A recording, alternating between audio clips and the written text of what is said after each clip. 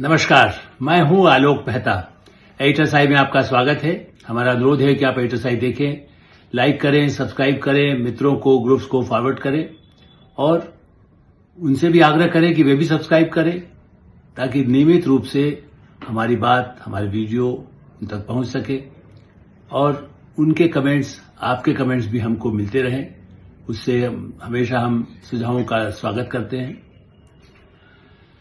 भारत में एक बार फिर भारी षड्यंत्र के तहत बम धमाका लाल किले के सामने लंबे अरसे के बाद। वरना तो ये सही है कि 90s में बहुत सारे धमाके होते रहे थे, लेकिन पिछले कई वर्षों से जो एक थमा हुआ था, रुका हुआ था, वो सिलसिला जो पहले कई वर्ष लगातार चलता रहा, एक भारी षड्यंत्र के तहत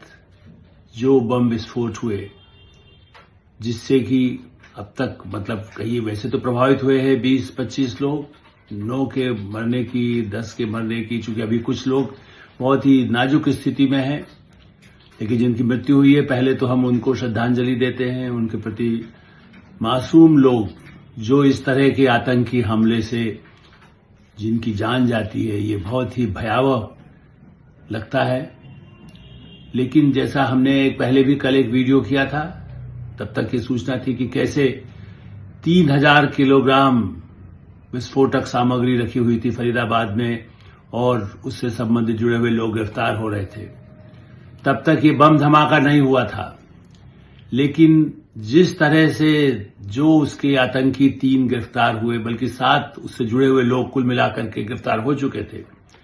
तार देश भर में कहां कहां जुड़े हुए उस पर एजेंसियां काम कर रही थी। तो ये निश्चित रूप से ये जो लाल किले के सामने घटना है, ये बहुत ही दुखद है। दिल्ली के दिल पर, वो भी शाम के समय में चांदनी चौक के मोड़ पर, ऐसी स्थिति में पास में मंदिर, शिव मंदिर जो बहुत पुराना ऐतिहासिक मंदिर है, उसके सामने जिनकी जान गई वो तो है ही, लेकिन ये सोचिए कि हमारी सुरक्षा एजेंसियों ने जम्मू कश्मीर से लेकर गुजरात तक, उत्तर प्रदेश तक, बल्कि मैं तो मानता हूं कि पूरे देश भर में जिस तरह की छानबीन पहले से तैयारी की गई थी, पिछले 6-7 महीनों से जिस पर काम हो रहा था, उन्होंने हजारों लोगों की जान बचा ली। इसलिए उनको भी श्रेय, मैं कल भी इस बारे में चर्चा की थी, आज भी मैं फिर कहूंगा, हमारी सुरक्षा एजेंसियों पर, जबकि हम ही बहुत आलोचना पुलिस की, जम्मू कश्मीर पुलिस की भी करते रहे कभी एक जमाने में, जब होता है तो वो क्या कर रही थी, गुप्तचर सेवाएं क्या कर रही थी, गुप्तचर सेवाओं में कैसे तालमेल नहीं है, लेकिन सैकड़ों लोगों की जान बच गई। पहले तो उसके लिए आभार व्यक्त किया जाना चाहिए उन सुरक्षा एजेंसियों का, उन बहादुर सिपाहियों का, जिन्होंने एक दूसरे से संपर्क रखा और उसकी कहीं किसी को पता नहीं चल सका। लेकिन अब, इसलिए मैं भूमिका में नहीं जाऊंगा, विवरण बहुत सारा आप लोग सब लगातार सोशल मीडिया पर, टेलीविजन पर देखते रहे हैं, अखबारों में भी बहुत कुछ आ चुका है। लेकिन अब तो और, जब ताजा जिस समय मैं आपसे संपर्क कर रहा हूं, आपके सामने अपनी बातें रख रहा हूं, तब तक जो सूचना मिली है उससे इस बात की तो पुष्टि होती है कि जैश ए मोहम्मद और इस तरह के नाम के जितने संगठन बना देते हैं उससे तो कोई मतलब नहीं है, लेकिन एक बड़ा नेटवर्क जो कहने को पाकिस्तान में, भारत में क्या है, जैश ए मोहम्मद का कोई, लेकिन फिर भी कश्मीर में वहां एक के बाद एक मारे जा रहे थे, जो कहीं ऐसे छिपे हुए कहीं ठिकाने, उनको तो मारा गया। लेकिन उन्होंने अपना जाल कुछ महीनों में, बल्कि मैं तो मानता हूं कि 1-2 वर्षों से, सिंदूर ऑपरेशन से पहले से ही कुछ लोग प्रशिक्षित होंगे, कम से कम दिमाग में उनको, जिसको रेडिकलाइजेशन कहा जाता है, जिनको उन्माद धर्म के नाम पर, क्षेत्र के नाम पर, ड्रग्स की तरह से कोई, क्योंकि डॉक्टर्स इसमें इन्वॉल्व है, 4 डॉक्टर्स MBBS, और चीन में पढ़ा हुआ भी। देखिए, मैं हमेशा कहता हूं भाई, चीन में डॉक्टरी पढ़ने क्यों जा रहा है, लेकिन कहीं न कहीं ऐसे कुछ लोगों को होता है जहां पर और भी उनके दिमाग में क्या जहर हो सकता है, या उसकी कोई तैयारी करी हो या नमहा नहीं भी की हो, तो उसमें जो उसकी जो भी देखा उससे कि आतंकी का रूप उसमें कैसे हो सकता है। उनमें डॉक्टरों का काम जान बचाना है, लेकिन यहां एक के बाद एक जो डॉक्टर पकड़ में आ रहे हैं, वो ये साबित करता है कि वो जान लेने के लिए तैयारी कर रहे थे। 1.5 साल से जो अनंतनाग के अस्पताल में नहीं गया, उस अस्पताल के लॉकर में उस डॉक्टर ने, जो पहले वहां चूंकि काम किया हुआ है,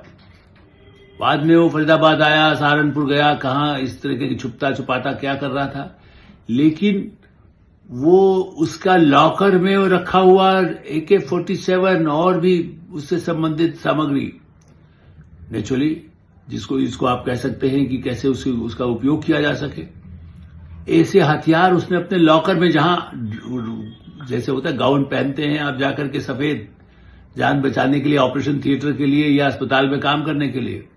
उसके बजाय उसने लोगों की जान लेने का इंतजाम वहां करके रखा था। पहला प्रश्न तो यह है कि अस्पताल में कैसे, सरकारी नौकरी में भी एक आदमी है और वहां किसी ने सोचा भी नहीं कि भाई ये आदमी नहीं, इसका लॉकर यहां कैसे, वो कैसे जाता रहा है, ये अलग जांच का विषय होगा। लेकिन अभी फिलहाल मैं ये कह रहा हूं कि इस भयानक नेटवर्क के लिए गृहमंत्री अमित शाह तो रात भर करते रहे, वो खुद स्थान पर गए। गृहमंत्री अमित शाह तुरंत, बहुत कम ऐसे अवसर आए हैं जब मैंने देखा है कि किसी ऐसे घटना पर भारत के गृहमंत्री तत्काल अस्पताल पहले पहुंचे, प्रकाश नारायण अस्पताल, और उसके बाद घटना स्थल पर भी, जबकि बहुत संवेदनशील होता है, लोग बड़ा, सिक्योरिटी एजेंसियां आमतौर पर अलाउ नहीं करती है बड़े नेताओं को, बल्कि कभी कभी हमें कहते हैं कि उसकी वजह से कोई दिक्कत ना, लेकिन उनको लगा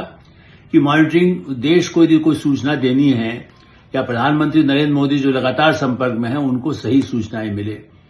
तो वो खुद गए। फिर अब प्रधानमंत्री नरेंद्र मोदी ने भूटान की जमीन से, चूंकि एक शांति का पहले से कार्यक्रम उनका था,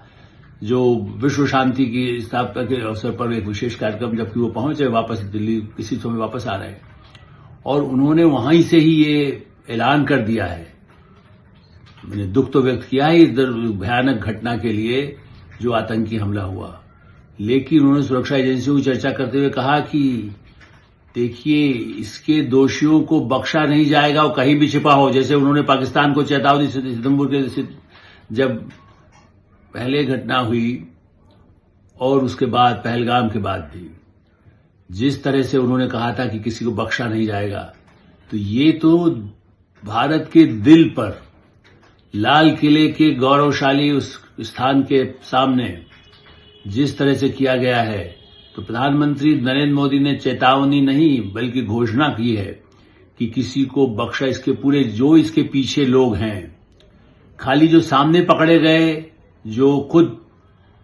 सुसाइडल जिसको कह सकते हैं, जो जिस तरह से उमर मोहम्मद कहें भाषा के हिसाब से, लेकिन जिसने आत्मघाती, देखिए मैं तो नहीं मानता कि कोई दुर्घटना है उसने गलती से उसको मार देगा, नहीं, वो सोच के गया जो उसके साथी पकड़े जा चुके थे, या हो सकता है कि पहले से प्लान हो कि जब वो बड़ी कोई चीज वहां पर न कर पाए तो एक धमाका तो हम कर ही सकते हैं। क्योंकि मेरा जो पत्रकारिता में मैंने पहले भी ऐसे देखे कि जो लोग बैकअप प्लान जिसको कहते हैं, कई बार पहले ऐसे मैंने हमलों को टालने की कोशिश हुई है, तो उसमें वो कहीं एक जगह हुआ है तो दूसरे के करंट प्लेस में हो रहा है, तो लाल किले की तरफ क्या हरकत हो सकती है, लाल किले की तरफ हो रहा है तो कहीं दूसरे शहर में कहां हो सकता है। पहले तो हमने देखा है ना, जिस समय पाकिस्तान पे वो खालिस्तान के नाम पर हो, चाहे आतंकी दूसरे नाम पर हो, पाकिस्तान समर्थित संस्थाओं के नाम पर हो, लेकिन जो भारत में पहले हुआ था उसे काफी हद तक कंट्रोल कर लिया गया। इस बार उन्हें लगा था कि उन्होंने बड़ा नेटवर्क बनाया है। दिल्ली, उत्तर प्रदेश और गुजरात तीनों में ऐसे धमाके करने की तैयारी थी, बल्कि जहर की। गुजरात में जो पकड़ा गया, जिसका नाम अहमद मोइनुद्दीन सैयद, ये जो है, ये गुजरात पे 7 तारीख को पकड़ा गया और ये जहर का इंतजाम कर रहा था, साइनाइड से ज्यादा खतरनाक। इसी तरह से दूसरे जब लोग पकड़े गए, मुजम्मिल शकील, आदिल अहमद, आदिल को जब सहारनपुर या कहीं उससे उसको किया गया, उससे पता चला कि और कौन जुड़ा हुआ है, तो मुजम्मिल का पता चला। उमार का भी कोई भनक तो जरूर सुरक्षा एजेंसी को मिली होगी, लेकिन वहां से नहीं रहा। 2 लोग पकड़े गए।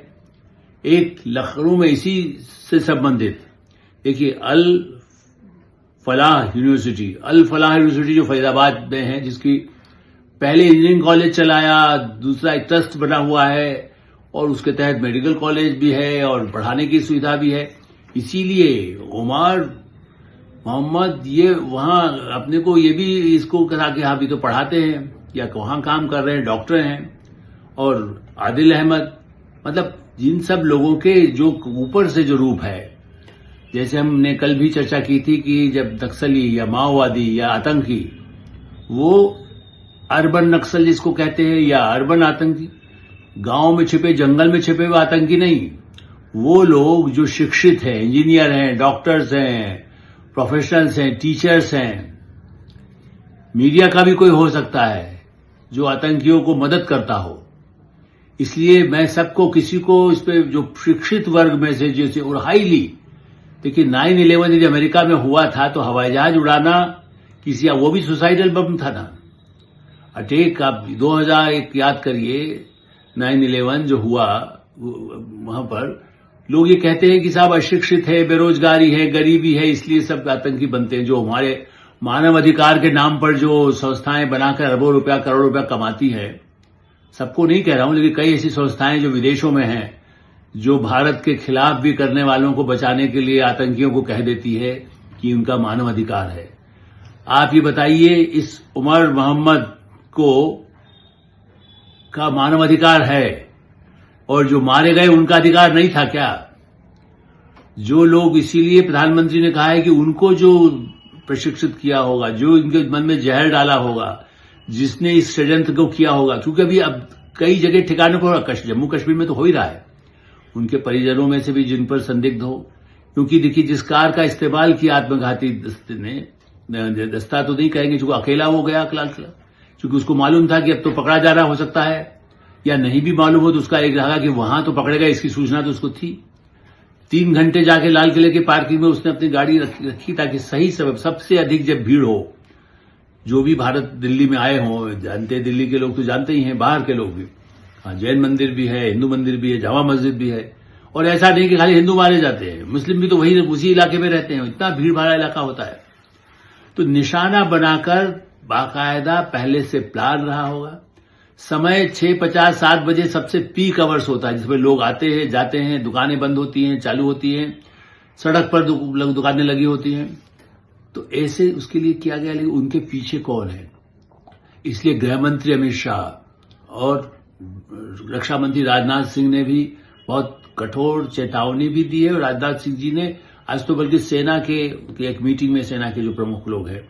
उनके साथ जो एक उनकी मीटिंग थी, उसमें भी इस बात को कहा, जिसका वीडियो अवेलेबल है। तो देश के जो 3 सुरक्षा तंत्र से जुड़े हुए लोग हैं, उन्होंने एक मैसेज दे दिया है। अब मैं नहीं जानता कि वो पाकिस्तान में कहां इनका उनको हुआ, या भारत में भी हुआ है, इनका वहां कोई ठिकाना बना है, वहां भी कोई प्रशिक्षण किया है, या जिन लोगों ने किया है उनको पकड़ करके, और ये सब धाराएं इसीलिए लगाई गई है जो टेररिस्ट वाली है। कल शाम तक हमें भी ये शंका थी कि पहले इन लोगों ने जब उड़ाया कि साहब ये तो कुछ हो सकता है, ब्लास्ट हो गया, गलती से हो गया, पीछे से टक्कर मारा, उसमें सामान रखा था, या गैस का कोई सिलेंडर रखा था, चूंकि सीएनजी की भी कई गाड़ियां चलती हैं, लेकिन गाड़ियां कितनी जगह पहले उसके मालिक एक के बाद एक दूसरे दिखाए गए। अब इससे न गए, पहले एक मालिक है, फिर दूसरा मालिक है, फिर उन्होंने इसीलिए सोचा कि फरीदाबाद, गुड़गांव या हरियाणा का नंबर हो, जम्मू कश्मीर में गाड़ी यहां से खरीद ली गई। अनंतनाग का आदमी फरीदाबाद, गुड़गांव में गाड़ी खरीदने के क्यों आया, और खरीदा तो उसके बाद वहां रखे, तो उसका नंबर, लोग आमतौर पर जब जिस राज्य से दूसरे राज्य में चले जाते हैं तो उसका नंबर प्लेट बदल जाता है, लेकिन यहां ऐसा नहीं किया गया। इसका इरादा यही था कि इसका उपयोग किसी और गलत काम के लिए किया जाना है। जिसने गाड़ी दी उसने कहा था मैंने तो दिया था, मेरा दोस्त था, या मैंने दिया है, लेकिन मेरा तो कोई वो नहीं है, मैं तो बाहर गया ही नहीं, दिल्ली नहीं गया। लेकिन दिल्ली जाना जरूरी नहीं है, न्यूयॉर्क में बैठा हुआ भी कर सकता है, कनाडा में बैठा कर सकता है, तो जम्मू कश्मीर बैठा हुआ नहीं कर सकता है क्या? इसीलिए ऐसे सब लोग हिरासत में लिए गए हैं, लिए जा रहे हैं, और मुझे लगता है कि 10, 20, 50 जहां जहां ऐसे हैं, उन ठिकानों पर भारत की सुरक्षा एजेंसियां गहन तालमेल के साथ, पुलिस के तालमेल के साथ, राज्यों की पुलिस के साथ, क्योंकि जरूरी नहीं है कोई ड्रग्स का संबंधित हो सकता है कहीं मध्य प्रदेश में कहीं है, गुजरात का तो पकड़ा ही गया, जो जहर बढ़ा करके पानी में मिला देता तो कितने सैकड़ों लाखों लोग मर सकते थे। जहां से वाटर वर्क, जहां से पानी सप्लाई होता है, इसी जगह डाल दीजिए। ये भी अच्छा है, एल्यूमिनियम नाइट्रेट ऐसा इस्तेमाल किया गया है आप, जिससे कि जिस तरह का ऐसे जिन चीजों को इस्तेमाल किया गया है इस तरह के षड्यंत्र में भी, उनमें जो सामान्यतः बम बनाने वाली सामग्री को नहीं किया गया, इसलिए छर्रे नहीं मिलेंगे, ये नहीं मिलेगा। एक नई टेक्निक कैसे वो ऐसा लगाया जाए जिससे कि पकड़ में आना कठिन हो। लेकिन हमारे फॉरेंसिक के लोग, हमारी सुरक्षा एजेंसी से जुड़े हुए जो जांच की एजेंसियां हैं, अब भारत में आधुनिकतम सुविधाएं उपलब्ध हैं और इसीलिए कल से रात से ही लगातार वो लोग काम कर रहे हैं, पता लगा रहे हैं कि किस चीज का इस्तेमाल किया गया। चूंकि छितड़े उड़ गए लोगों के जान, जिन लोगों की जान गई है, गाड़ियों के नहीं 10-12 गाड़ियों की जो नुकसान हुआ, आसपास कोई बेचारा ई रिक्शा वाला है वो खड़ा हुआ है उसके किनारे, वो तो उसकी जान बच गई। लेकिन उसमें किस तरह का इस्तेमाल किया गया विस्फोटक और किन हथियारों का और कहां कहां जखीरा रखा गया। फरीदाबाद के तो 2 ठिकानों पर तो कर ही लिया था कल, अब उसके बाद और भी कोई ठिकाना हो सकता है, उसकी भी तफ्तीश चल रही है। कश्मीर में जहां ऐसे लोग हैं उन सबको हिरासत में लिया जा चुका है और भी लिया जाएगा, क्योंकि इस बार वही ऑपरेशन जैसा जिसे उन्होंने कई तैयारी करके करने वाले थे वो तो विफल हो गया। तो पहली बात तो यही है कि फेल्यूअर के लिए सुरक्षा एजेंसियों को बधाई। हां, जो थोड़ा सा सफल हुए उनका तो उनके जो बच गए हैं उन लोगों को फांसी, चूंकि टेररिज्म में जो जुड़ा हुआ है उनके लिए उन ठिकानों पर बम गिराने की जरूरत नहीं है। सुप्रीम कोर्ट से भी तुरंत ऐसे लोगों के लिए कुछ ही दिनों के अंदर उनको तत्काल फांसी के लिए ही कहीं न कहीं माना जाना चाहिए, मृत्युदंड। जो 10-20 की जान का सवाल नहीं, जो 20 जो जिंदा बचेंगे जीवन भर वो मरने की तरह से वो यातना भुगत रहे होंगे। इसलिए मेरा ऐसा मानना है कि इसमें वो दया निधान, कृपा निधान जो पुराने कानून हमारे संविधान वेत्ताओं ने कभी सोचा नहीं होगा कि भारत में रहने वाले ऐसे आतंकियों को मदद भी कर सकते हैं। इसलिए कानूनों में आवश्यक इस तरह के और भी न्याय संहिता बनी है, उसमें भी और कोई जरूरत हो, और सुप्रीम कोर्ट अपनी तरफ से भी चीफ जस्टिस चाहे तो सब कुछ कर सकते हैं, निर्णयों को तत्काल करवा सकते हैं। तो उम्मीद करना चाहिए कि जो संकल्प प्रधानमंत्री ने घोषित किया है उसमें पूरा देश, न केवल सुरक्षा एजेंसियां, समाज, सभी वर्ग के लोग, और ऐसे समय में जब बिहार के चुनाव का एक अंतिम दौर आज था, ऐसे समय में किया गया था कि उससे भी लोग डिस्टर्ब हो, डरें, लेकिन नहीं, जिस तरह की सूचनाएं हैं, वोटिंग भी अच्छा हो रहा है, परिणाम तो आएंगे ही 14 को। तो उम्मीद करना चाहिए कि इससे संबंधित जो लोग हैं वो जल्दी से जल्दी और भी लोग सब गिरफ्तार होंगे और दंडित भी होंगे। एडिटर साहब में यही विराम देते हैं। आप एडिटर साहब देखते रहें, लाइक करें, सब्सक्राइब करें, मित्रों को, ग्रुप्स को फॉरवर्ड करें और आपकी कोई राय हो तो अवश्य अवगत कराएं। धन्यवाद, नमस्कार।